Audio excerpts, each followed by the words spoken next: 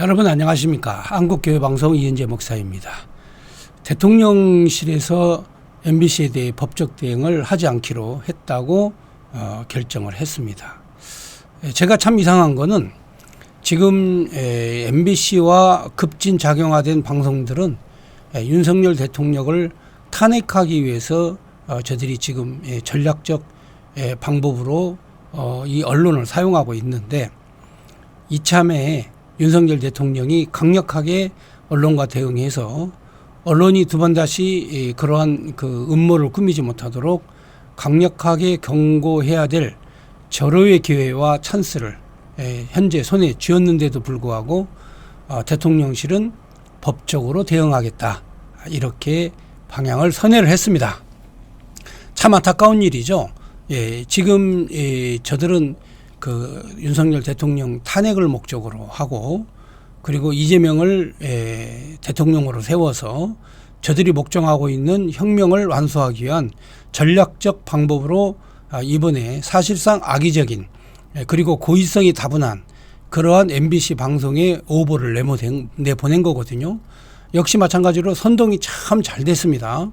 그래서 이 전 국민들이 깜빡 속아버리고 모든 방송사 언론사들이 MBC의 보도 내용을 줄잡아서 다 함께 보도하고 타격하는, 이러한 그 선동에 성공한 거죠.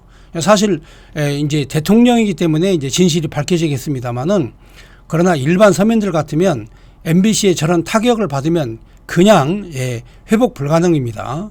오늘 10시 30분 MBC에서 정광훈 목사와 사랑제일교회 관련된 그러한 그 PD 수첩을 아마 방송할 예정으로 제가 알고 있습니다만, 바로 MBC가 저런 식으로 나가면 이제 굉장히 그 타격을 입습니다. 그래서 이 MBC 방송이 도대체 간에 왜 어떤 목적으로 우파의 지도자 사랑제일교회와 정광훈 목사를 타격하는지, 그리고 윤석열 대통령을 왜 저렇게 말도 안 되는 그러한 어떤 그 프레임을 씌워가지고 이 거짓 방송을 했는지 여러분들은 이미 다 알고 계시지 않습니까?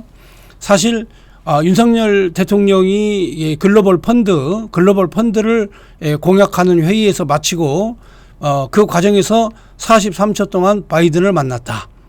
그리고 난 다음에 회의를 마치고 나와서 마치 바이든에게 분노와 폭발의 감정이 있는 것처럼 이 MBC 방송이 자막을 작성을 했습니다. 그래서 이 땡땡, 이 XX들, 그리고 의회에서 승인이 안 되면 바이든 쪽팔린다, 뭐 이런 식으로 아마 자막을 만든 걸 보면은 굉장히 의도적입니다. 왜냐하면은 43초에 바이든과의 그 회담이 성공적이지 못하다, 이렇게 계속 보도를 했죠.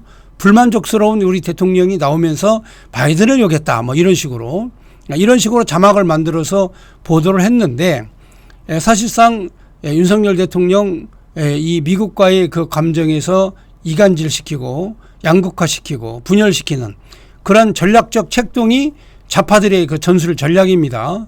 그래서 바로 이 윤석열 대통령을 공경에 빠뜨렸죠.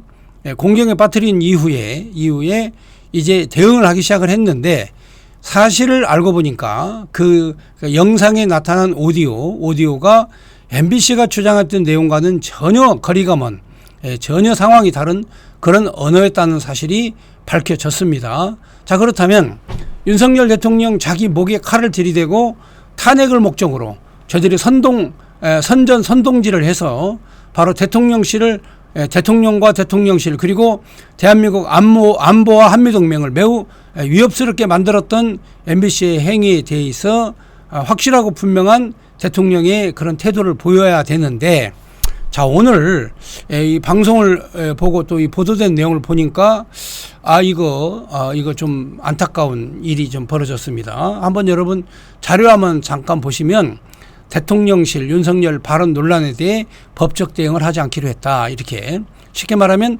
대통령실이 직접 그 대응하는 거는 이 MBC와 싸우는 모습은 별로 좋지 않다. 그래서 그 국민의힘 당이 대응하는, 국민의힘 당이 적극적으로 대응하는 방법으로 갔으면 좋겠다, 이제 이런 식으로 나간 거죠. 근데 여러분 생각해 보세요. 국민의힘이 무슨 힘이 있습니까? 대통령실이 지금 한 발 물러서서 법적 대응을 한다. 여러분, 여러분 언론사를 다루는데 법적 대응 가지고 여러분 다룰 수 있을 것 같습니까? 예, 그건 불가능한 일이죠. 근데 대통령실은 불가능한 선택을 했습니다. 전혀 가당치도 않고 가능하지도 않은 법적 선택. 이야, 나는 이걸 보고 굉장히 이 나라가 왜 위기에 빠졌는가를 다시 한번 실감을 하게 됐습니다. 여러분 생각해 보십시오. 한 발 물러서서 법적 대응을 한다. 그렇다면 국민의힘은 정말 힘이 있는가? 예, 국민의힘은 힘이 없는 정당입니다. 예, 국회에서나 힘 있는 정당은 민주당입니다. 그렇다면 혁명을 일으키고자 하는 저들에게 법적 대응을 하겠다? 이건 말이 안 되는 거죠. 예, 여러분 국민의힘이 힘이 있어야 이기는 거지 힘도 없는 국민의힘이 어떻게 언론을 이길 수 있습니까? 예, 그래서 오늘 이러한 결정에 대해서는 매우 위험한 그런 발상이고 그런 결론이다. 이렇게 보는 겁니다. 그래서 글로벌 펀드 공약 회의를 마치고 이제 그 43초입니다.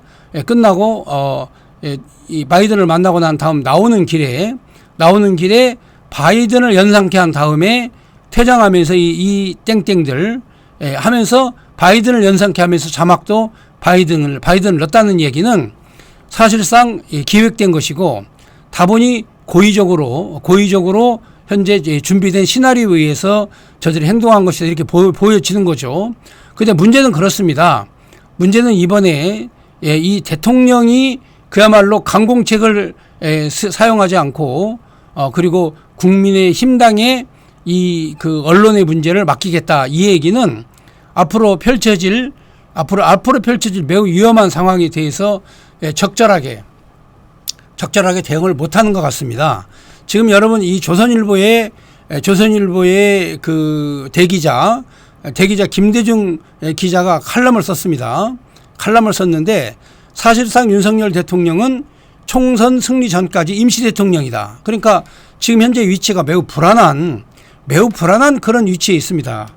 그리고 또한 여러분들이 알다시피 지금 현재 말꼬리 잡기를 한 거 그리고 그 자막을 집어넣어서 왜곡 보도한 거, 자 이런 내용들은 사실상 그 내막을 알고 보면 윤석열 대통령을 타도하고 탄핵시키고 좌파를 결집시키려는 그런 다분히 의도적인 내용이 담겨 있습니다. 왜 그러냐면 바로 이재명을 공격하기 시작하기 때문에 바로 모든 좌파와 모든 언론사와 모든 역량을 바로 윤석열 대통령을 타도하는데 현재 핵심을 맞춰놨다. 이렇게 보시면 되는 거죠. 그래서 윤석열 대통령이 사실상 2024년 4월 달에 있어질 총선, 이 총선에서 사실상 승리해야 진짜 대통령으로서 역할을 감당하는데 지금 현재 사방이 지뢰밭이다. 사방이 지뢰밭인데 이번에 언론을 길들이게 할 수 있는 절호의 기회와 찬스를 그냥 날려버렸다. 이렇게 보여지는 거죠. 제가 볼 때는 이거 다시 한번 윤석열 대통령이 청와대가 직접 법적 대응하지 않겠다. 이거는 미리 꼬리 내린 건데요. 꼬리 내린 거 굉장히 문제가 있다고 봅니다. 오늘 밤 9시 여러분 만나도록 하겠습니다. 감사합니다. 한국교회방송 이은재 목사였습니다. 감사합니다.